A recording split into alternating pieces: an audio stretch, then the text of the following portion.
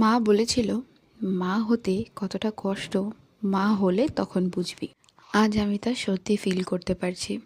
আমি একজন সিজারিয়ান মা। আমার সি সেকশন ডেলিভারি হওয়ার কথা ছিল 27 অক্টোবর, ঠিক সকাল 7:30টায়। সেই অনুযায়ী আমাকে আমার ডক্টর বলেছিল আগের দিনই অ্যাডমিশন নিয়ে নিতে। তবে আমি তা না করে পরের দিন ভোরবেলায় নার্সিংহোমে পৌঁছে গিয়েছিলাম। আর এটা সেই মুহূর্ত যখন আমাকে নিয়ে যাওয়া হচ্ছিল ওটি রুমে।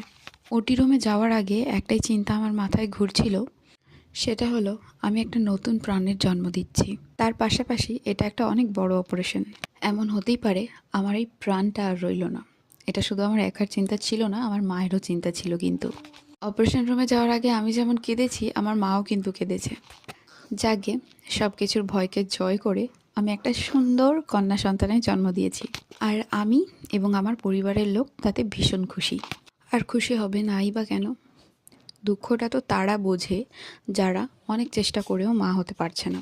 কখনো সময় নিয়ে তাদের দুঃখটা একবার বোঝার চেষ্টা করে দেখো। যখন ডক্টর আমাকে মামামের মুখটা দেখিয়েছিল, আমি সব দুঃখ ভুলে গেছিলাম, নিজের সমস্ত ব্যথা ভুলে গিয়েছিলাম। আর ভুলবো নাই বা কেন, যেখানে এত ভালো পরিবারের লোক রয়েছে, আমার প্রিয় মানুষেরা রয়েছে। আমি শুধু একাই এত ভোরবেলায় আসিনি, আমার সাথে কিন্তু আমার প্রিয় মানুষেরাও এসেছে। আমার ছোট্ট ভাইটাও এসেছে। এই হচ্ছে আমাদের ছোট্ট পরি, সাথে আমার গাইনোকোলজিস্ট মিলি দাশগুপ্তা। উনি বেরিয়ে সকলকে এটাই বলছিলেন, পরির গলায় একটা কর্ড প্যাঁচানো ছিল। হয়তো আরও দেরি হলে কোনো সমস্যা হতে পারতো, ভগবানের কৃপায় সেটা হয়নি। তোমরা যারা প্রথমবার পরীকে দেখছো, তারা পরীকে আশীর্বাদ করো যাতে ও জীবনে অনেক বড় হতে পারে, জীবনে অনেক সফলতা অর্জন করতে পারে। কটাক্ষ করার এমন অনেক মানুষ আছে, তাদের মুখে যেন কালি লেপে দিতেও পারে। যেটা আমি করতে পারিনি সেটা যেন ও করে দেখাতে পারে। যাকে সবাই এখানে ভীষণ খুশি।